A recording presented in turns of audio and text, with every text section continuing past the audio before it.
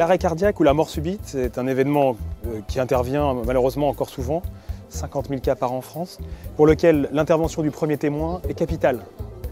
Il faut rapidement faire le diagnostic, appeler, faire venir un défibrillateur, initier le massage cardiaque et ensuite attendre l'arrivée des secours médicalisés. Le diagnostic est simple. Une personne, brutalement, perd connaissance, devient inconsciente, ne répond pas à la stimulation et à l'appel de son nom. On vérifie très vite qu'elle ne respire pas, avec un geste particulier, tête en arrière.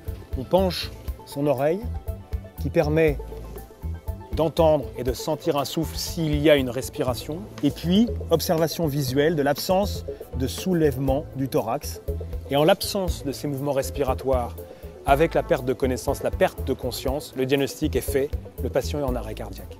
L'appel au secours est indispensable. Il consiste à identifier où on est positionné, l'état de la victime et qu'on a commencé les manœuvres de réanimation cardio-pulmonaire. Il faut ensuite faire chercher un défibrillateur qui sont disponibles maintenant dans beaucoup d'endroits publics. Il faut ensuite démarrer sans tarder et sans s'arrêter le massage cardiaque. Massage cardiaque qui se pratique en mettant les mains au milieu du thorax et en massant 100 fois par minute la victime.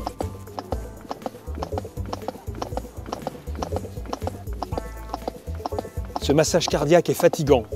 Si on est nombreux autour de la victime, on peut se faire remplacer. L'objectif étant d'arrêter le moins longtemps possible le massage cardiaque. On ouvre le boîtier du défibrillateur. Regardez soigneusement les dessins sur les électrodes adhésives blanches. Détachez une électrode de la feuille de protection jaune. Placez l'électrode exactement comme le montre le dessin. Lorsque la première électrode est en place, regardez bien le dessin sur la deuxième. Détachez la deuxième électrode de la feuille de protection jaune. Placez l'électrode exactement comme le montre le dessin. Les électrodes sont positionnées sur la peau nue du patient. Personne ne doit toucher le patient. Analyse. La machine est maintenant en situation d'analyser le rythme cardiaque de l'individu et de savoir si oui ou non il est utile de lui délivrer un choc électrique.